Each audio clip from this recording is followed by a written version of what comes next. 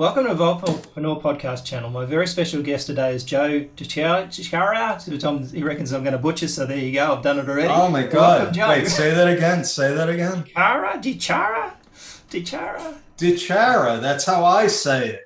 Right. That's DiChiara.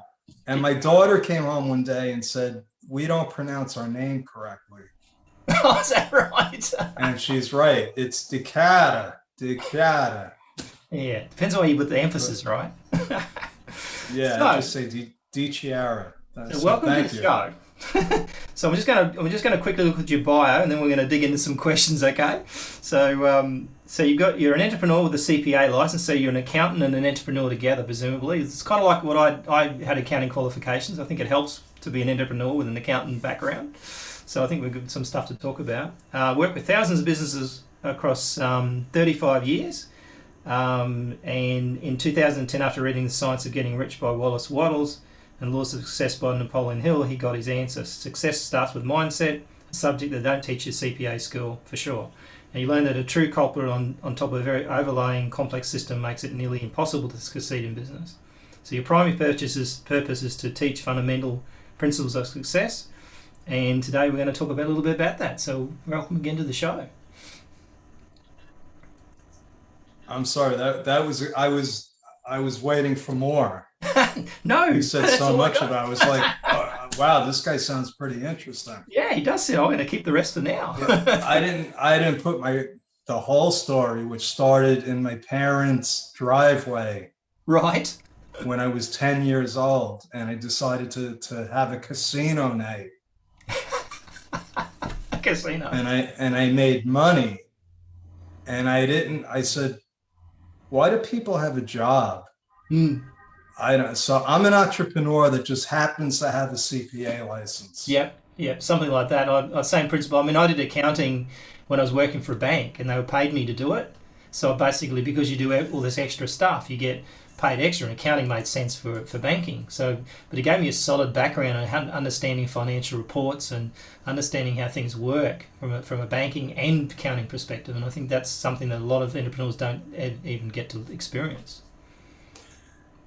I agree. And, I shared with you before that I had an epiphany like a couple of days ago. It's amazing that, the more I do this, it's almost like the less I realize I know. Yeah, exactly. If that makes sense. Yeah. And I said, we specialize in helping small businesses get their books and records in order. Okay, and stay in compliance. Digging deep to their business, right? But it doesn't end there. If you have a profit, now what are you going to do with it? It's more about really finances, and people need to learn about their finances, their personal finances. If they're in business, that's great, and hopefully you're making a profit. But I've seen far too many people make profits and then they don't know what to do with it. Yeah. Or the profits are gone by the time you report, because I mean the downside of accounting is it's ancient history, right? Once you do the financial report and do the tax return, that could have been 2 years ago. It's history. It's historical data. It's like, okay, this is what happened, and one of the keys is to making sure that it's accurate. And the way that we do it is it's systematic. We have a bookkeeping procedure. Yep. So that our clients can know and understand their numbers when it comes to their business. And in real time, obviously. So if they're looking at... Oh, yeah, it has to be in real time. It can't be months later, because really, when it comes down to it, a business needs two things: revenue and cash flow. Yep. Not necessarily the same thing. They're interrelated, but no, they're not the same thing. And people need to understand what the difference is, and they don't know. And they don't know what to ask. That's one of the keys that I've learned over the last couple of months, to be honest with you. that people don't know what they don't know. They don't know what to ask me. I know what they should be asking me, and I'm like, why aren't they asking me this? Because they just don't know. And I think the biggest problem is that, you know, as an entrepreneur, I've been 30 years and an entrepreneur probably now. Probably have to check back the numbers, but roughly, let's say 30 years for a nice round number. And I don't think I would have survived that time without decent accounting and decent bookkeeping and decent cash flow tracking, because we've had ups and downs of all that scenario. And I think that's where most entrepreneurs don't do. They don't put that thing in place early on. So what they do is they think, I'll put that on later when I get bigger. I'll get an accountant and a bookkeeper, and I'll do that when I get bigger. But they never get bigger because they fail in that process, because the money just goes out the door and they never see it again. I think that fundamentally putting that thing in place to make sure that you've got that reporting system of some description, even as just how much money you got in the bank, right? And how much money you actually owe people so you don't spend it all, is probably a damn good start. Listen, I'm an entrepreneur just like you. And, you know, and like I said, I happen to have a CPA license. So recently I said, you know what? I shouldn't be my own accountant. Right. Nobody should be their own accountant, including me. Yeah. So I took one of my team members and I said, you're going to be our CFO. Yep. I'm going to be your worst client. You can't fire me. Because I'm like, I'm out of control. I love to spend money. I have 8 credit cards. I have 3 bank accounts. I commingle stuff. Yeah. And I'm like, oh my God, I don't do what I tell my clients to do. Yeah. Because that's what we do. It's human nature. Right? So, you know, I don't know where I'm going with this, but the bottom line is, it is human nature. That's what it comes down to. And people don't realize that when they go into business, they're all emotional and they're like, oh, I'm gonna make money, and they forget the fiat, the money part of it, and the numbers. And I understand that they're afraid of it. It's confusing. It's like marketing is to me. Does that make sense? Words. Yeah, it's the words. So right? All I do is I try to educate people. I try to make it simple. Money for me is math. I take the emotion out of it. You need emotion to run a business. Yes. To start, would you agree? Oh yeah. Without emotion, you're a machine? Like, it's not going to work. It's going to work. And all the people I meet have emotion, but they're just like me. I'm like, they're out of control with the money, and I'm like, okay, let me make this simple for you. Let me just take the bookkeeping, the mechanics. Let me take it, and I'll show you what you should be asking me. So the interesting thing there is what I do. Tell me what this is, the kind of thing that you probably proponent, because what I did is, in a former life, is just implement accounting software. So I put in thousands of accounting systems. I don't know how many, I've lost track, right? Thousands. And when I saw the mess that everybody was in every time, these big businesses and the mess they were and the lack of control they had over their own business was crazy. So I vowed and declared I'd never be like that. But what I do basically is I suck all my bank details in. I use QuickBooks, and I suck all the bank details in automatically, so they all land in my bank in the system, so it's all sitting there to be allocated. What I've worked out is that 80 to 90% of what you process is the same all the time. So yes, we put rules in place when the QuickBooks learns those transactions and says, okay, this is what you want to do. So then I just trained a staff member to actually come in and finish it off, and then I train them how to do do bank recs, right? And eventually, when it's all done, I'll look at it and then I give it to my accountant to finish it off and render the returns and do all the necessary stuff. But at the end of the day, that gets done every week. And as soon as I had external people working on it, and they didn't do it properly, or they were behind or something, then I'd get behind. And so I said, this has to be done every week. And so now I know exactly what's going on. And if someone, like example in Australia, for example, this is a crazy thing that happened in Australia. When the pandemic hit, the Australian government decided they were going to bring out this thing called JobKeeper. So what happens is they were paying the companies the money for the staff. So $1,500 a fortnight per staff member they were allowed to get. So if you kept them on, even if you weren't trading, you could get the money and you could pay your staff and keep them on, which is great. But then they said, look, you need to show that you've got a 30% drop in income. Now, I know that the vast majority of those businesses did not have even up-to-date financials to know where the hell they were, right? And so they could even do it. Listen, it's the same thing in the US. The government seems to think you know how much money you've got at the end of the month and how much money we made within 2 days of the month, that you can do that. And that's, I can do it. I can do it because I've got a system in place. But I seriously doubt anybody else, hardly anybody. They're just lying. Listen, I'm sorry for laughing. Yeah. It's worldwide. That's one of the things I realized. I said, we do bookkeeping. We count money. It doesn't matter what currency. Yes. So we can do this all over the world. And exactly. It's material. Yeah, I'm laughing because what you're saying is what I'm trying to teach people. Like, it's not brain surgery. No. We work really with solopreneurs. Okay, people that work from home. They might have VAs or independent contractors, but they're not complicated. No. And they might have 20 to 50 transactions a month. And they're all the same. Yeah, same thing over in Groundhog Day. That's why I realized, I said, we can do this bookkeeping for $47 a month. Yeah. That's what we charge. Nice. Yeah, that's good. And that's the biggest problem is I think the perception is that bookkeeping can cost a lot of money. It can if you get the wrong people, right?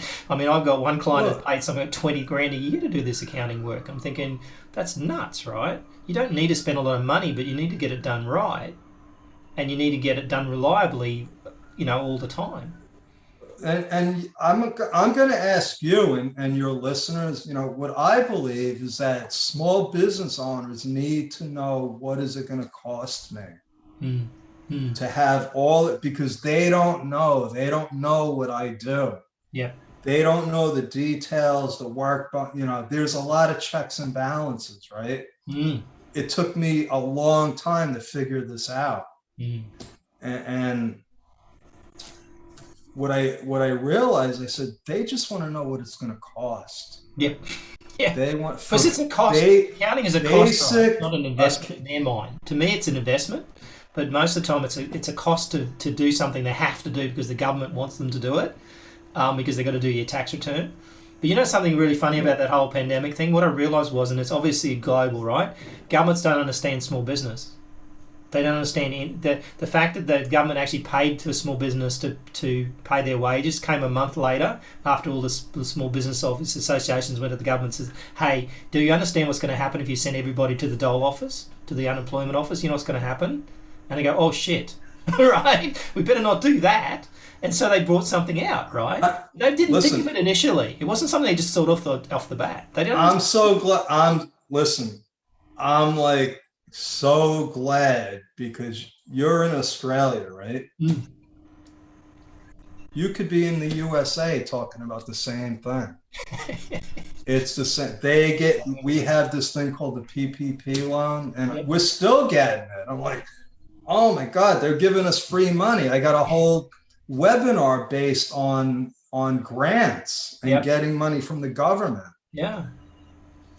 But you can't get it unless you have your books in order. Yes. Yeah. Right. And most people don't, right? Well, the best part about it is you lie, and then your accountant does returns, and then you get found out, and then you got to pay it back. Right. That's no. Okay, let's talk about that, because that comes down to integrity and business practices. In the US, okay, because I know last year when this started, I talked about people getting easy money and not knowing what the government is going to ask them for. Yes. Because the government didn't even when they realize their mistake, they've given it to the first place. I heard of people through my clients that they said, oh, we got the PPP loan and we bought a house. Oh, no. That's not legal. Mm.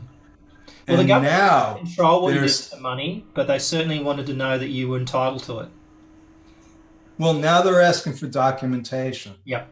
They're asking for, okay, so you got the money, what did you spend it on? Mm.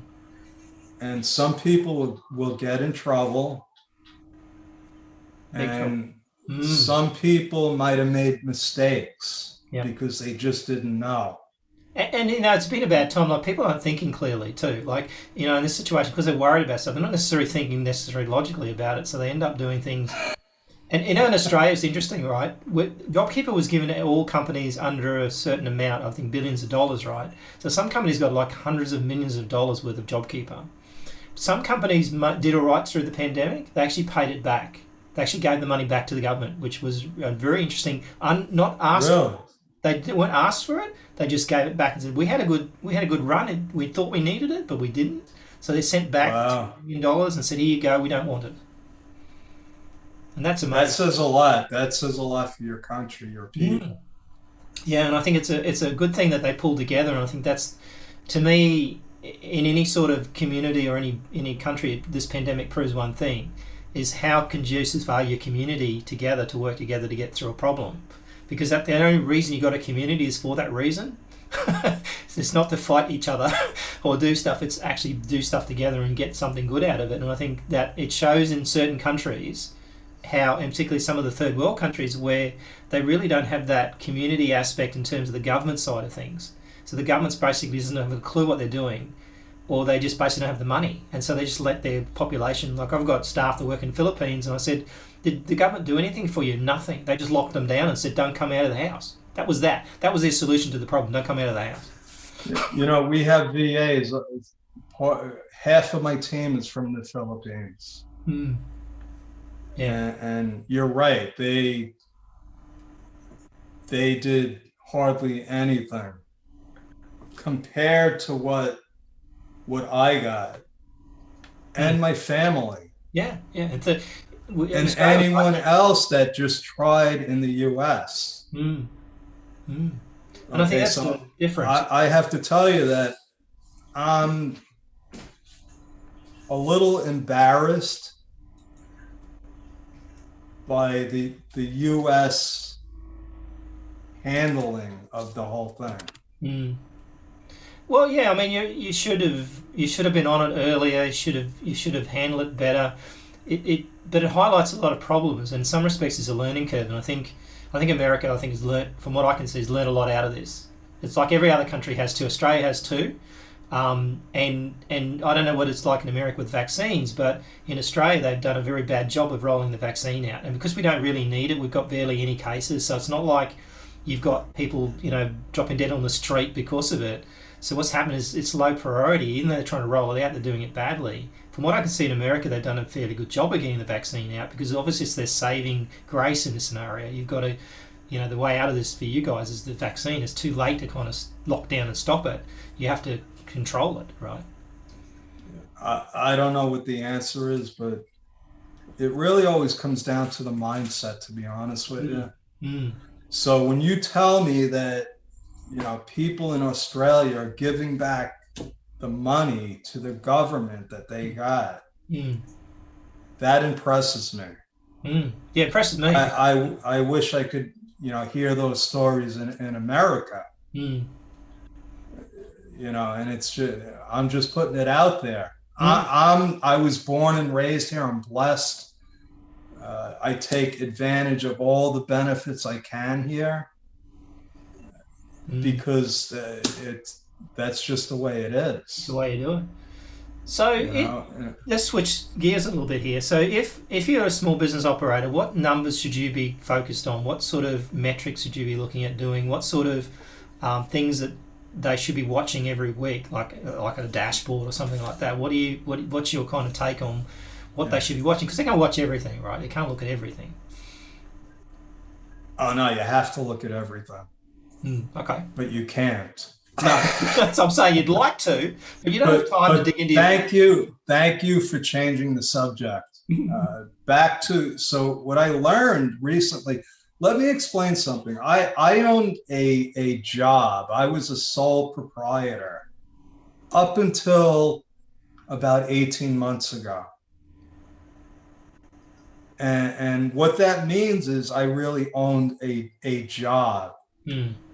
It was a profitable job. I didn't have to work that hard. I made money. I was happy, but I didn't have a scalable business. Okay. Yep. So 18 months ago, I started immersing myself in what you just asked me. What do people actually have to look at to run a business? And it is everything. And it comes down to what they call KPIs, key performance indicators.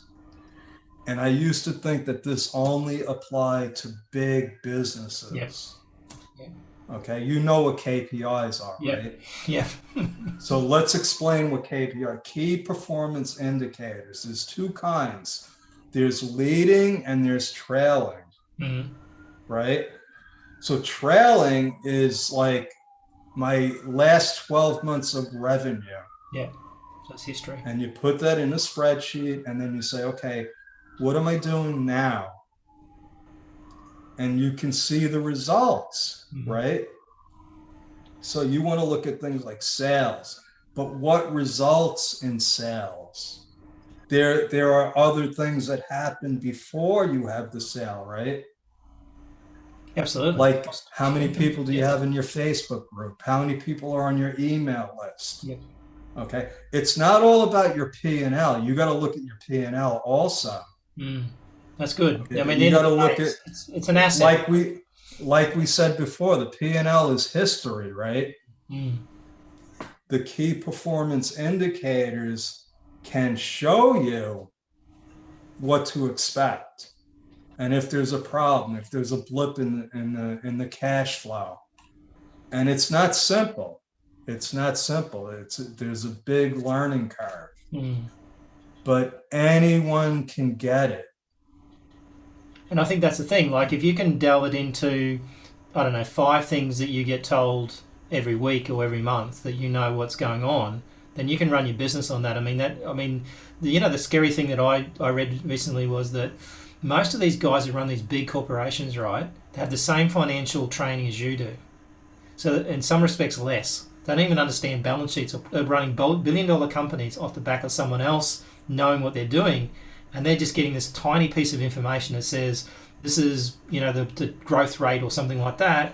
And that's the basing the entire decisions off. They don't even understand the underlying financials of what they need. And they're no smarter than any of us. No, in some cases. They just got it down to, oh my God, are you kidding me? I just got to look at how many Facebook likes I have and I could know what my revenue is. That's how simple it can get. Yes. But what you need, I love the fact that you're talking about the weekly interactions. It's habits. Vince Lombardi. I don't know if you know Vince Lombardi. He's a famous. I listen to him. Even though he's passed away, on YouTube is amazing.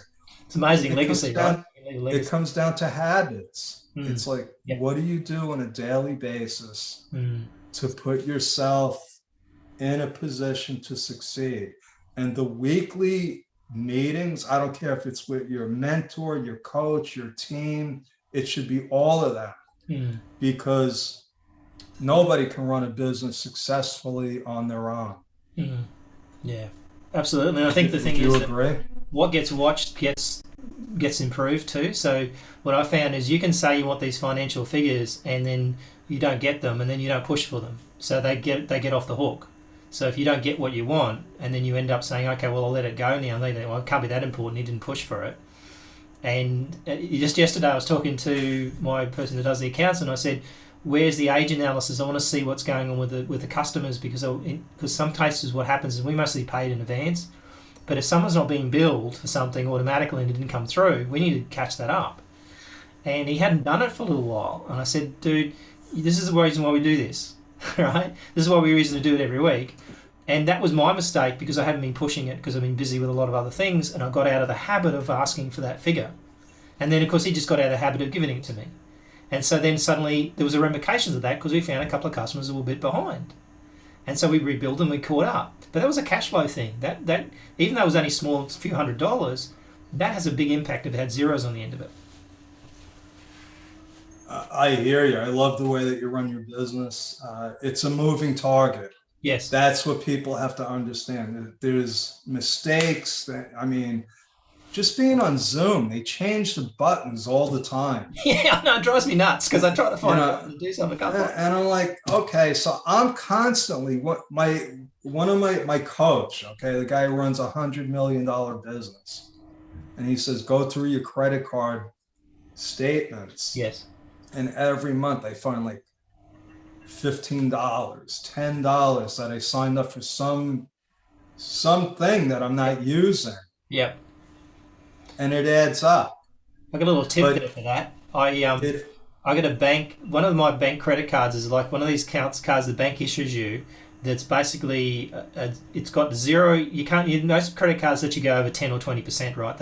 Then they go, oh yeah, gone over, but it's okay. We'll let you go. It's like bastards. So basically, what this does, it won't let me go 1 cent over my limit. So it's a small limit. So what I do is I keep it just below the limit, like $100, no more.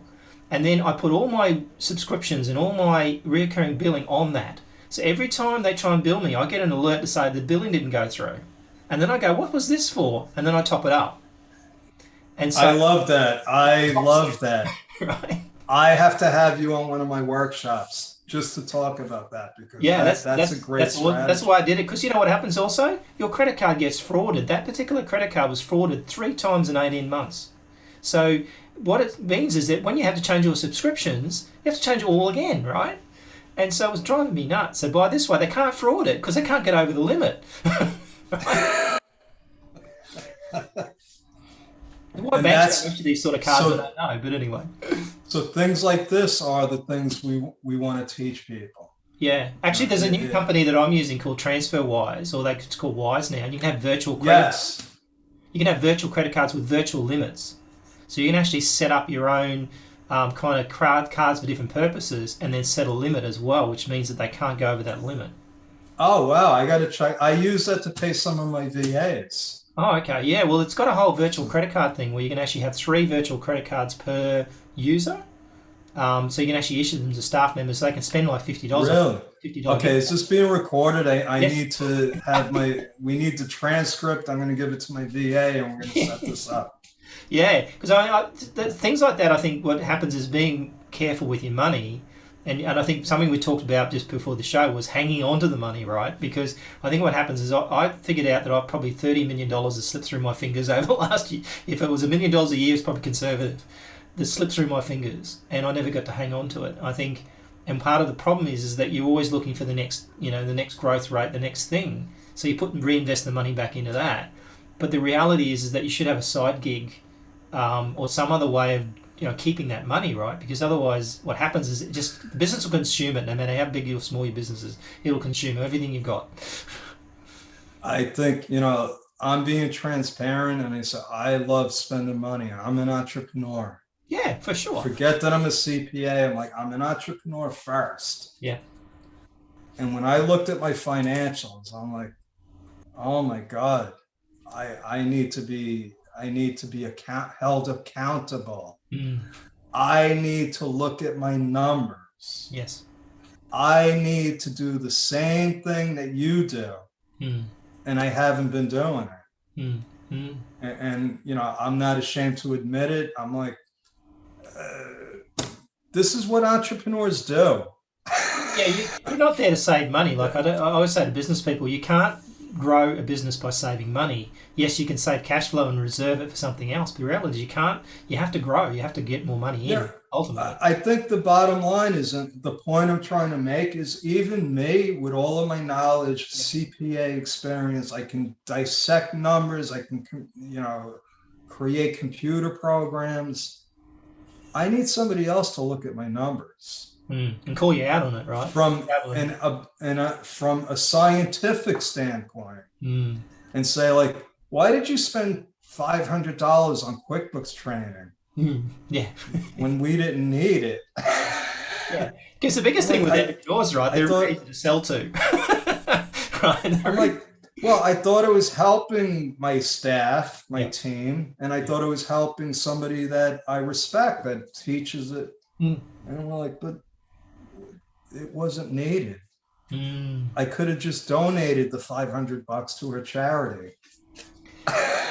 Yeah, it was interesting. Like I look back at the times that I spent money and go, why did you spend that money for? Like, what went through your head when you spent that money? Because it wasn't. And it made sense, right? It made sense when you spent it, but we're not rational as entrepreneurs. I think wait 24 hours. What I've always said is before I do a purchase, just wait, do that hot, what they call cool off period, right? Wait 24 hours, wake up the next morning and see if you still feel that same way about it.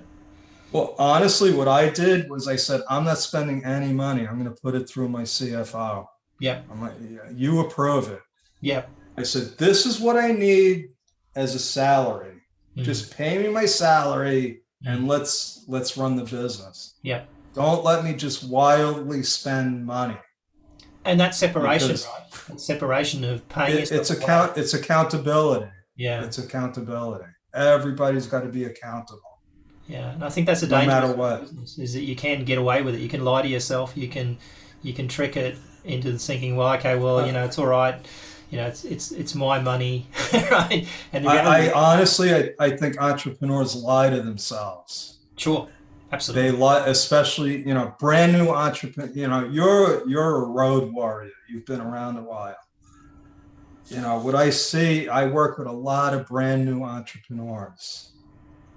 And we have this like, I'm indestructible. I can handle everything. Yep. No. You can't. No. It's impossible. I've tried it. I've tried it too many times, and I've seen it too many times. So my whole mission is to try to explain to people that you need help. You all need help. And I have some kind of help. I can help with accounting and bookkeeping and financial stuff. Yeah, and I think that's and the other thing too, you're not charging a lot of money for it, so you're saying that it's cost effective. And I think that's the trick with the whole scenario is if it becomes too expensive for bookkeeping, people don't do it. And I think what happens is they don't put systems in place to make it easy for you. Like the lazy way of doing bookkeeping to me was to suck the transaction straight into the accounting system, which means that someone has to do something with it. Whereas the old days, you had to rekey everything off the bank statement. That used to drive me crazy, right? But there's now let you suck it in automatically, right? The AI will learn it for you. So all you really got to do is look at the exceptions and look at, is that transaction right? Someone needs to know that. Like they need to look at it and go, does that look right to you? And fix that up, make sure those financials make sense. But at the end of the day, putting some sort of system in place for your money is the reason why you got into entrepreneurships in the first place, I think. Like you got there to make money and then you let it go, you let it out the back door without realising. Yeah. So one of the things that we encounter is brand new entrepreneurs commingle a lot of personal expenses with business expenses. Yeah. Right? And they start out in the United States, we call them sole proprietors. Yeah. It's the simplest form of business. Yeah. It all lives in one place. Right. So we came up, just like you're saying, I'm like, oh my God, this technology is unbelievable now. Mm-hmm. And there's always you don't even have to link to the bank account. You could take a statement and turn it into a CSV file and upload it. Yeah. So that's what we mastered. I'm like, oh my God, we could do this. Forget about inputting. That's done. It's the mugs game. and then it becomes, okay, we have to categorize everything. Mm. We have a system. We're like, okay, we don't know what these are for, so we're going to ask our client. Yeah. We send them an email. Actually, everything is secure. Mm-hmm. Okay, so we go through a secure server and we say, okay, what are these transactions? And they tell us. Yeah. It's simple. It's not brain surgery. Mm-hmm. But for us, it might be, it's complicated for somebody just starting a business. Mm. Yeah, and I think that's how we do it. And we start brand new businesses at $47 a month. And that's amazing. I mean, I think the thing is that, and I would imagine then you're also setting the criteria up. So this is the way it should look from get-go, so that you don't end up with two sets of financials and the numbers look totally different because they didn't land in the same places, right? And so you've got this inconsistent looking, history of finances at the end of the day. And if you try to establish business credit or you go for a grant, yep, they're going to look at you like, what is this? Who are you? Yeah. It's funny. Are you serious? And I mean, the crazy thing about it in Australia was that when the government decided to guarantee 50% of overdrafts if you qualified, so the bank could lend you up to say $100,000, and the government would guarantee $50,000 of it. But when you went to the bank had no clue what to do with this, right? I don't even know who did this deal, right? So the bank goes, oh, but it has to be because for cash flow issues, you have to spend the money. It can't be new loans. It can't be paying out existing things. So I don't think anybody ever got these loans, right? I don't think they ever actually qualified, because when I asked the bank about it, it's like, we don't really know. When we know, we'll let you know. And it's like when they let me know, they go, we don't really think anybody could get this loan because it's too hard. But the reality was, again, the banks don't understand small business either, right? So I think the thing is that they just thought, well, you need the money to get out of trouble. Prove you're in trouble, and then we'll give you the money. So that's not the way it works. Like in a pandemic, you'd be investing in your business, wouldn't you? You'd be saying, look, I want to take some money and I want to invest in something, some pivot, right, to save my business. I don't need money for cash flow purposes for that reason. I need it for something. No, you can't do that. You can't loan it for that. You can't say that'd be the reason. It's like, what? So, it's just like the listen, it's like our government said, we got all this money, $1 trillion.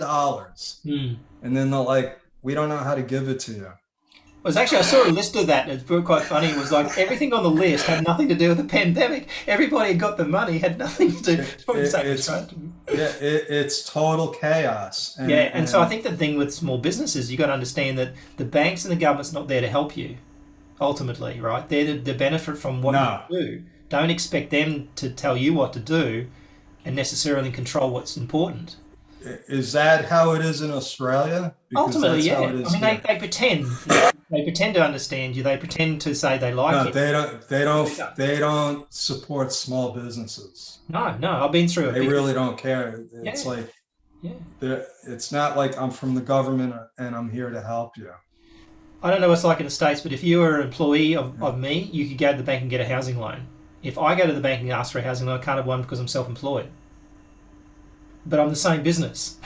But they're willing to give the staff member because they don't understand. So I think the thing with small businesses is that one of the things that I learned, there was a product that I used a few years ago called ClickFunnels. And one of the things that was very interesting for them is they grew their business off the back of generating revenue at the front end. So their ads paid for themselves. And they were able to actually make money before they became a real customer. And I think then they grew exponentially because they could actually get that metric right. So that you could actually make money when you did your advertising, where most people lose money and they have to try and get them to buy later. And I think that metric of saying, well, how much does it cost you per lead? How much does it cost you per sale?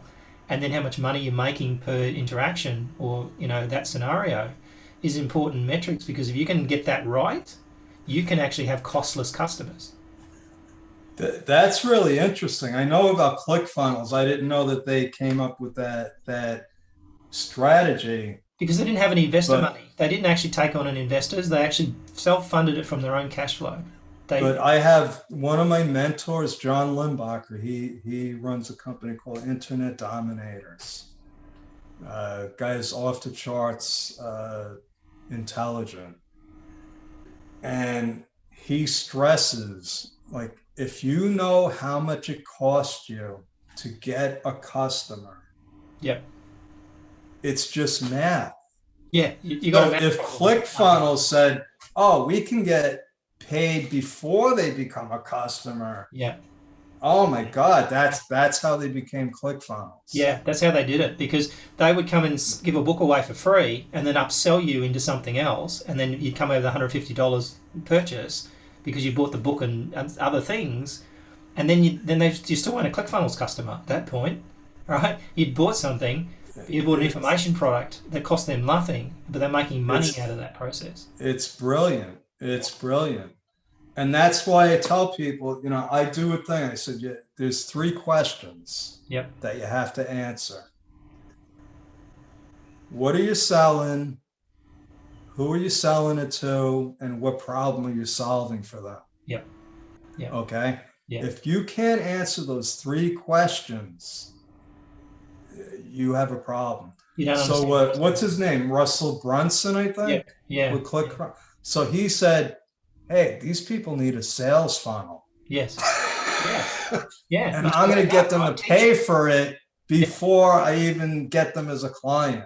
Yeah. And I think that's the way to do it, because if you can prove you can sell, Frank Kern has a good saying. He says, if you can prove in advance that you can help someone by helping them, then they will do business with you. And I think that's basically what you're doing there. You're showing them you can help them, and you're getting some money in return. So at the end of the day, they're more likely to spend money with you later because they've already given up their credit card already. So you've got that kind of relationship based off money from the get-go, rather than everything's free. And then, it's very hard to come off free. Once you come onto free and then get them to pay for something, it's a tough gig. Marketing. Yeah, I agree. The freebies are happy. So to summarize, if you were starting a small business today, and you were talking to your younger self, and you said, what should I focus on? What should I have done? Or what should I have done? What would you give your younger self advice? Don't go into business. Well, we say that to ourselves every day, right? The truth is, I spent a lot of time trying to be the number 2 man. Yeah. Okay. I would hook up with clients that had small growing companies, and I would say, okay, let them be the entrepreneur and I'll just be the financial guy. Be the wingman. Right. And we tried that about 5 or 6 times, and it just didn't work for whatever reason. And then I said, okay, that formula isn't working. So I got to decide, I'm 60 years old, or I'm going to be 60 years old. This was 2 years ago. And you got a daughter that's had a baby as well. So your grandfather. Congrats. 2 granddaughters now. But yeah, so I said, do I want a business, or do I just want to still have a job? Yeah. And I said, I want a business. So what do I have to do? I needed to surround myself with people that were already successful. Yeah. No, forget about everything I thought I knew about business. I had to say, I don't know anything. And let me focus on what I do for my clients, and let everybody else guide me, because it's a team effort. It has to be. That's what I would have told myself when I was 10 years old.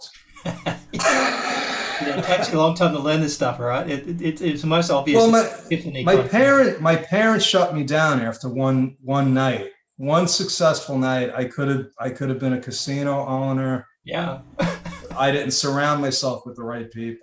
Yeah, and I think they always reckon that the sum of the people's earnings around you is the sum of your average earnings. So if you've got a lot of people that don't earn a lot of money, if you're stuck in that environment, that's where you'll end up being. Like you'll end up being the average of that group of 5 people. It's true. I've heard that my whole life, and I didn't believe it. Yeah, and when I look at masterminds, and because I noticed you've done some mastermind stuff, is masterminds and bringing people like-minded together is the problem with most small businesses. Is they think they can do it on their own. They think that they don't need any help, and at the same time they don't mastermind with other people that may even be in their own industry. Like they're scared they're going to lose business or something from it, but the reality is it never works that way. But being sort of looking for information, pretending that you're not the smartest person in the room, even if you might be or might not be, doesn't matter. But actually finding out that information from people tell you stuff. That's why you got the old thing. You got 1 mouth and 2 ears. That's why. Being an entrepreneur is like an enigma. It's like you need an ego. You need to think that you can do anything, right? Like I'm doing this no matter what. Because it's war. And then you also got to be humble and say, I don't know I don't know anything. It's a bit weird, isn't it? So that's the truth. That's what, I had to I was like, you know what? I could tell somebody what they need to do with their business, but I don't know what to do with my business. And then my people, my team, my coaches, my mastermind, they tell me stuff and I say, I just told that to a client. I just gave that same advice to a client. And you didn't listen to your own self. We don't listen to ourselves. Eat your own dog food, right? It's like I always say to people, you've got to be able to eat your own dog food. That's what one of my mentors says. Hey, you can't do that. I eat my own dog food. Yeah, it brings up some interesting connotations, but at the end of the day, that's how it works. So really great to speak to you, Joe. So I'm going to wrap up in terms of the podcast, but how do people get in touch with you? What do you, because a lot of times the listeners, like $47 a month is a bargain, so obviously, that's the sort of thing that we'd want our listeners to have a look at. So where should they go for that sort of information? So we have a website now, joedichiaracpa.com. Okay, we'll put that link up. DICHIARA, or anybody can book a chat with me. I love talking about business to anybody. I don't know, I'm like a small business junkie. Addiction, right? But I'll give anybody 15, 20, 30 minutes, as long as it's interesting. Yep. And all they got to do is go to timewithjoe.com. Okay, nice, cool, excellent. Okay. Well, I hope that people will take you up on the offer and have a chat, because it's been very interesting to talk to you today. And I think finances is an important thing, and I think it is something. And I think in a situation like we just went through a pandemic, I think it becomes even more clear what people are, where they're sitting and where their money needs to be. So really appreciate your time and hope to have you again on the show sometime soon. Yeah, and I would love to invite you to my mastermind group. You would be awesome if the time permits. Yep. I don't know what time it is for you, but it's mastermindwithjoedichiara.com.